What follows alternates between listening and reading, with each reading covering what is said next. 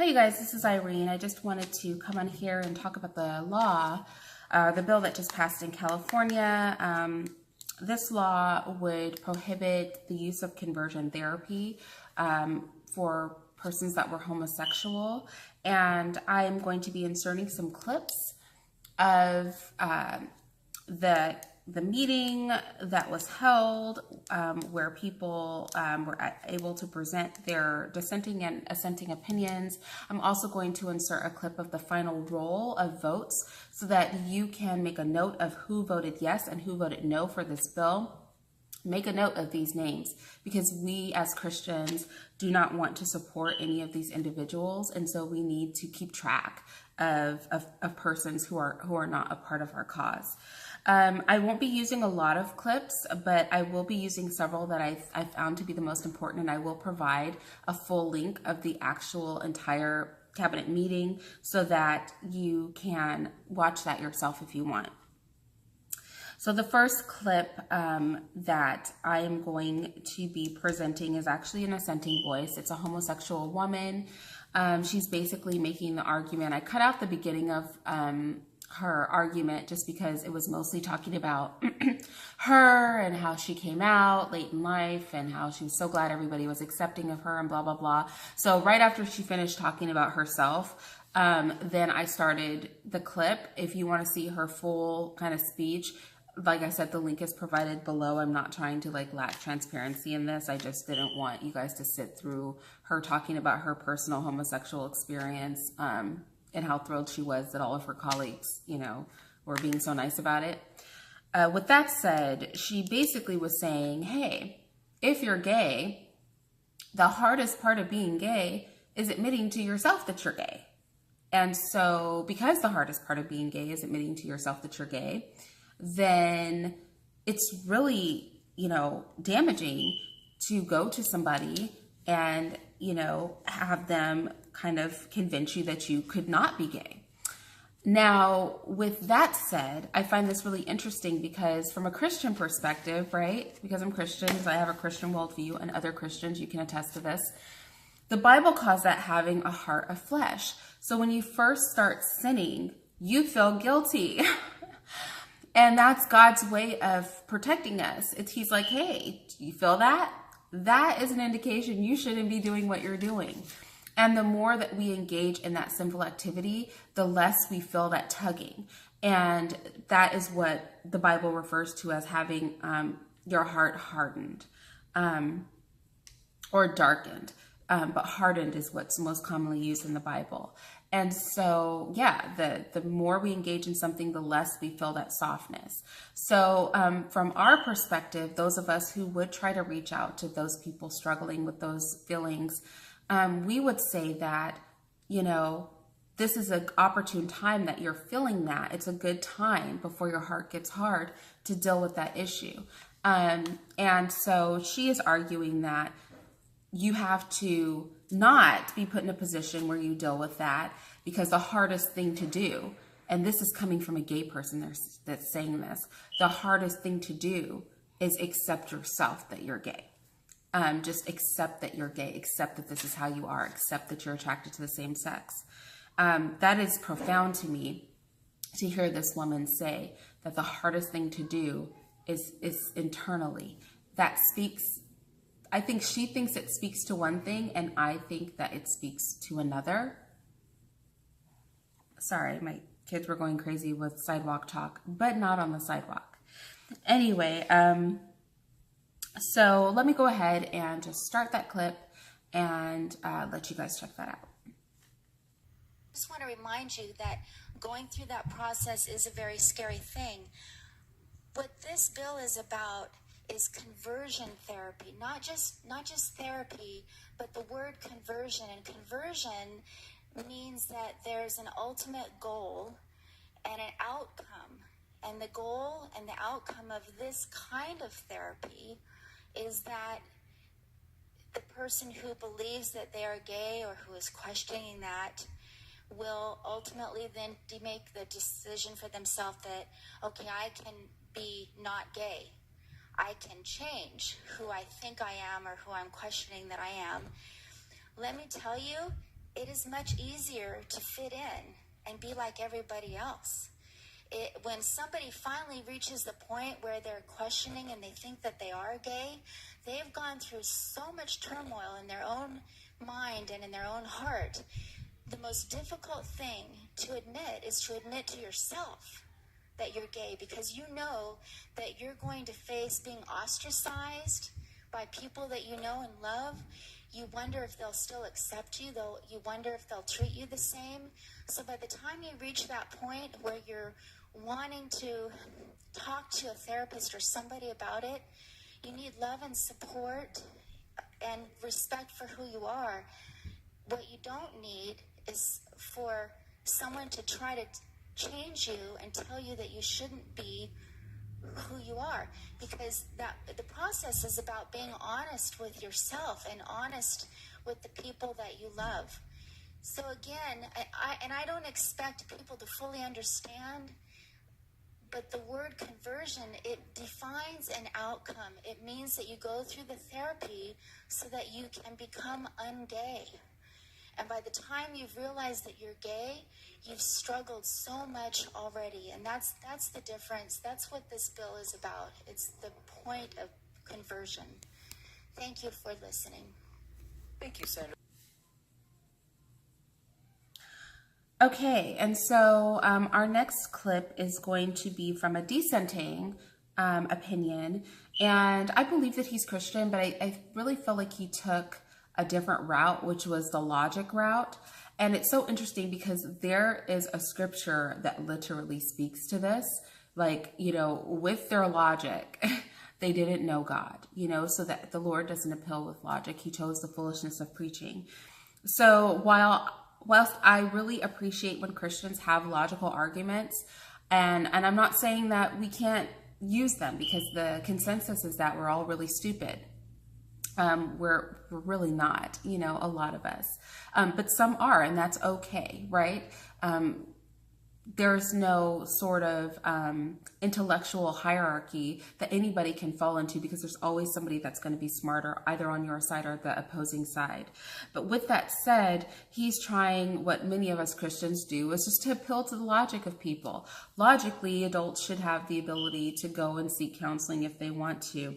Logically, it's not the state's place to . And then I think a little later in that, and you'll see the clip yourself, he starts to speak about, does this also include intellectual material such as books? Is giving somebody a Bible going to be a problem? Distributing materials. And so I'm going to go ahead and let you just check out what he had to say.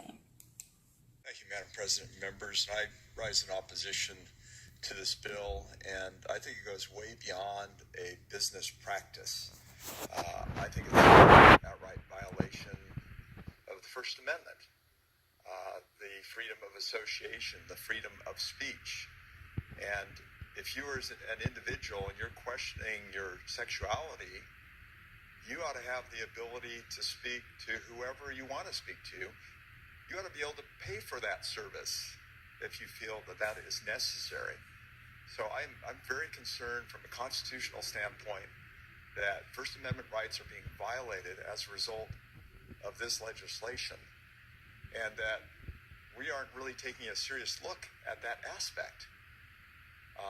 I'd be willing to bet that this ends up in the courts, and there will be a court challenge to this legislation because of that violation. Why shouldn't I have the ability to speak to who I want to speak, to seek the counsel from whoever I want to seek the counsel, to pay for that counseling, to determine what I want to do with my life as it relates to sexuality? And it could be either way. If you're in a position where you want that you're a gay and you want counseling, you're having those feelings of being gay, and you're having you want counseling to help you with that transition, that's great.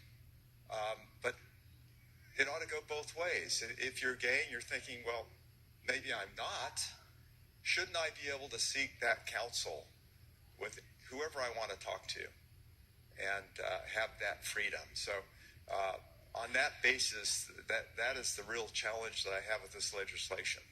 That we are a nation of freedom. We are a nation of freedom of speech. We are a nation where we can self-direct. And certainly we can also seek guidance from God through this whole process. But even as a non-believing American, we should have the ability to seek the counsel that we think is fit for our particular needs. And for that reason, I am in opposition. Thank you. Okay, and this next clip is just from a Jewish member, and he is not, I don't believe that he expresses whether his opinion is dissenting or assenting, but what he does express is that he's pretty sure the part of the bill that excluded literature has been written out. So I think this is significant because this is mostly what a lot of people claim they had a problem with, and I think that is a problem because for two reasons. Number one, it shows how insidious these people are because initially they really did want to include materials in this bill. That's how it was originally written for the law. But, right, they got so much pushback that they just excluded the materials. So now it is just the provision of conversion services. And the argument is that because you can't guarantee that anybody won't be gay. Well, we'll get to that discussion in a little bit. So with that said, he is basically asking for confirmation that this has been pulled. And I will show you very briefly a little later that he is told, in fact, there has been confirmation that that was in the original language, but materials are no longer included. And they feel that that should just shut up the Christians in the group because you still get to hand your Bibles out, people. And you can still even do conversion therapy. You just cannot get paid. So I will be including both of those clips right now. See myself with comments made from folks on this side of the aisle. As vice chair of the Jewish caucus, I want to assure my colleague that we certainly do have Bibles as well.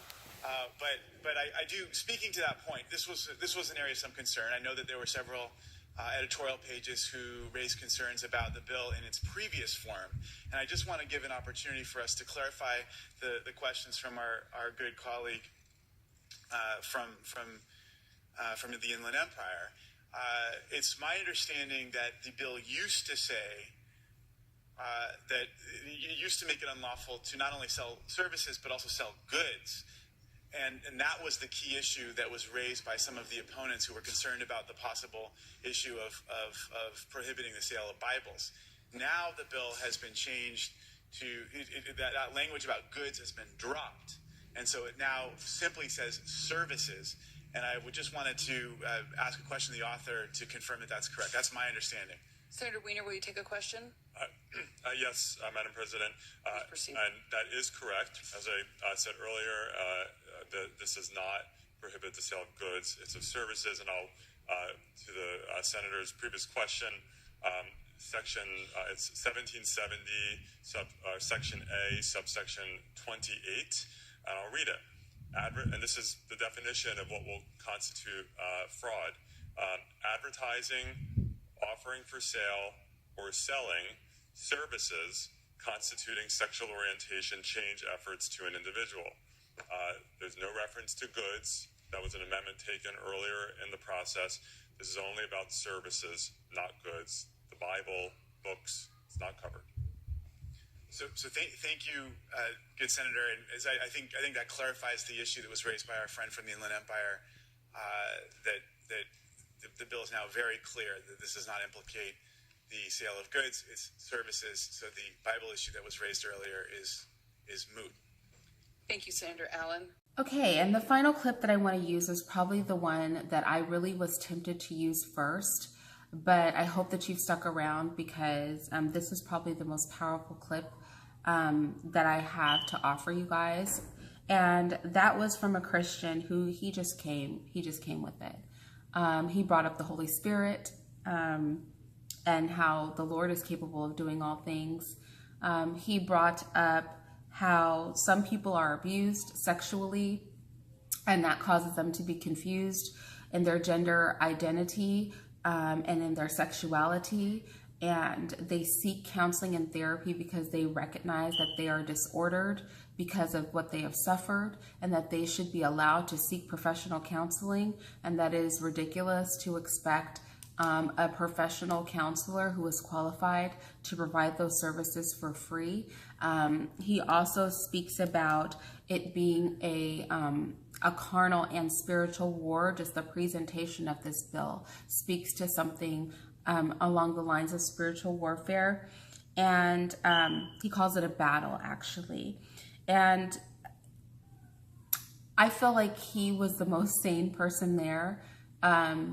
He spoke as a Christian. He just spoke up honestly about what we believe in a way that people who are godless essentially can understand.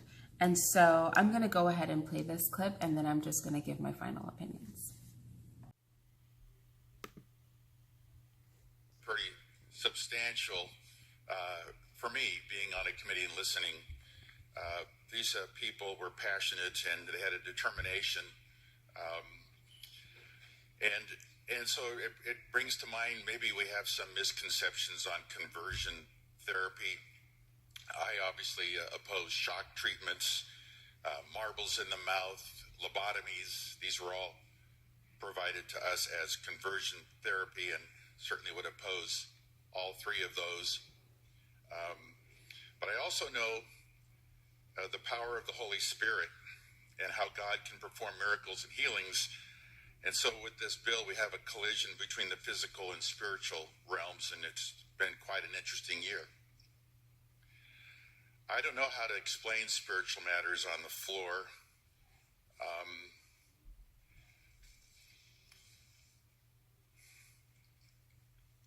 But during the Joint Committee on Rules Subcommittee on Sexual Harassment Prevention and Response, I asked several times, was there counseling to assist victims? You know, in this very critical area of serious wounds, we need counseling.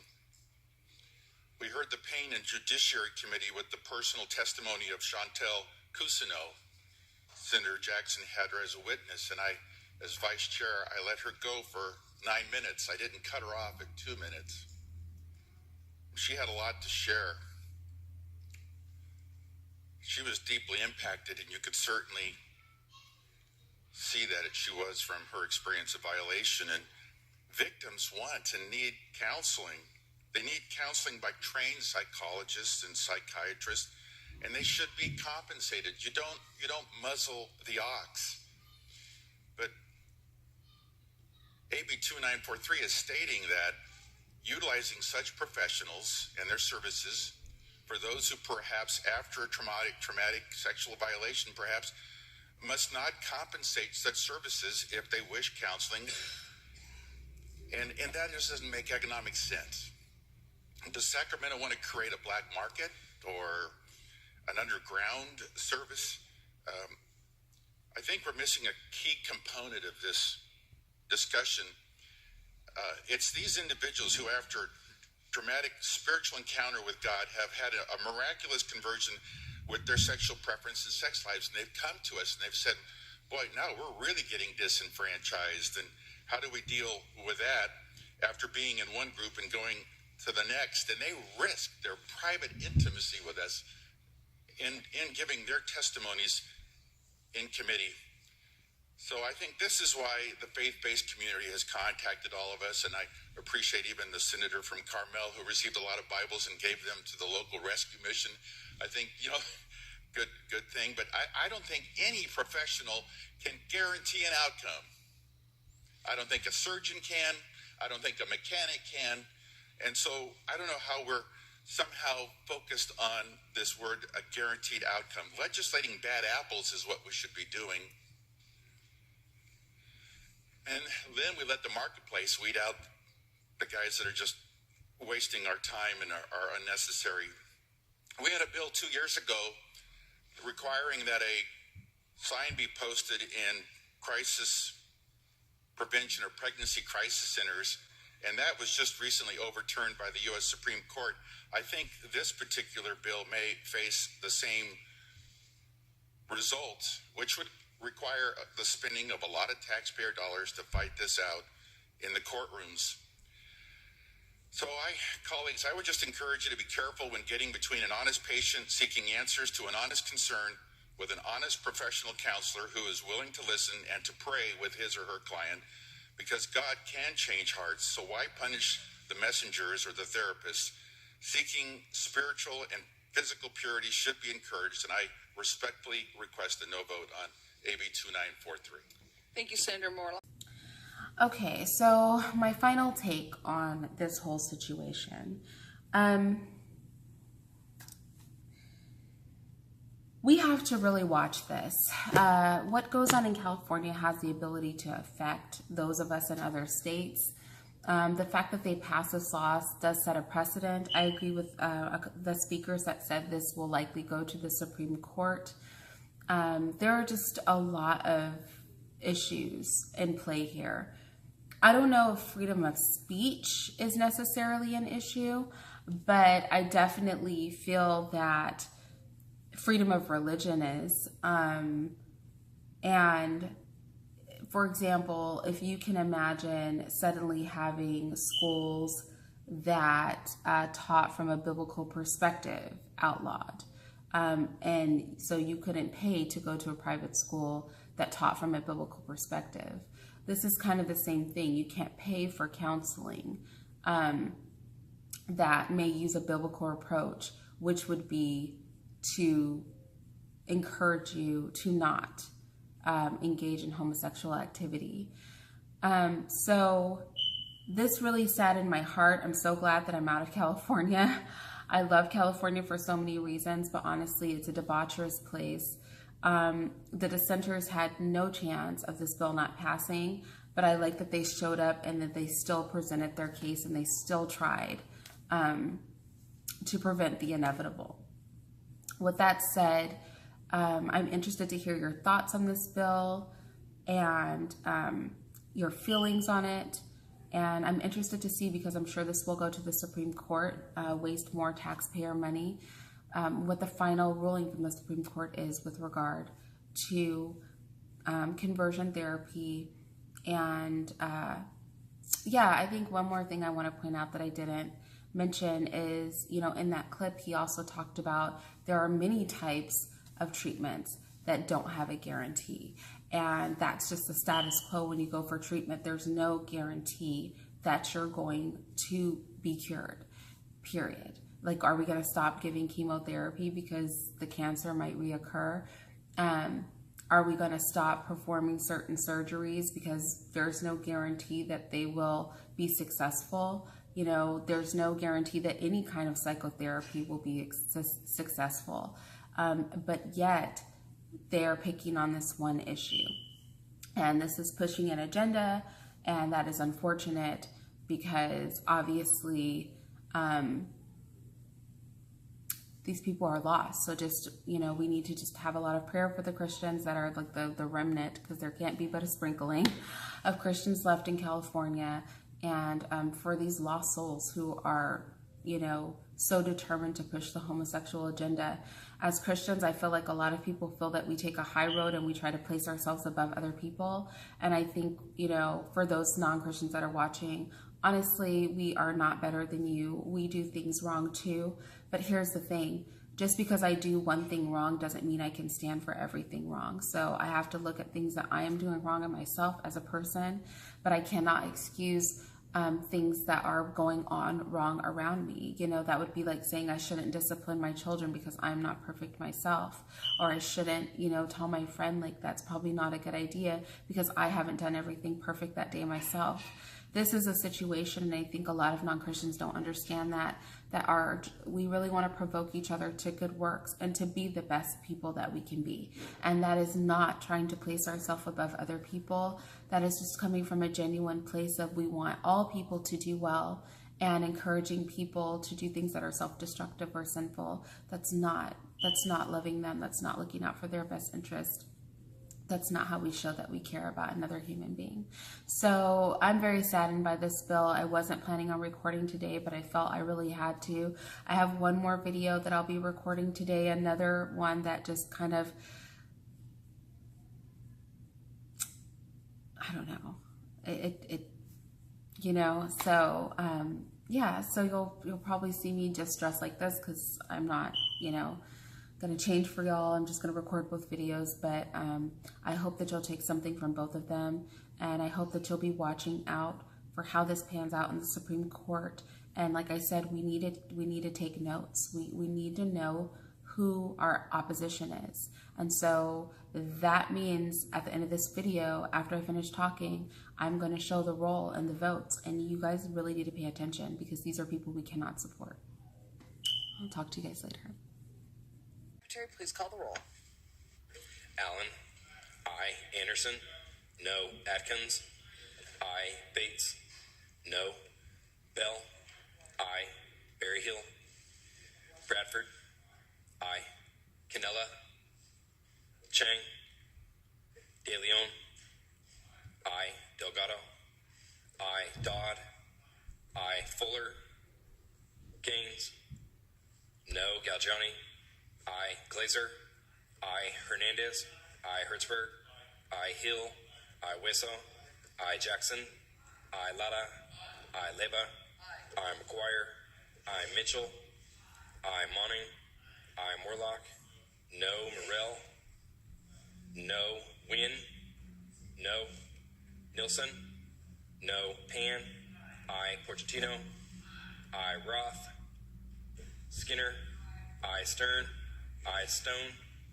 No. Vidak. No. Wachowski.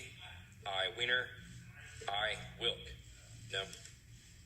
Please call the absent members. Berryhill. Canella. Chang. No. Fuller. Roth. Ayes 25, noes 11. The measure passes. Members, we are moving to motions and resolutions at this time.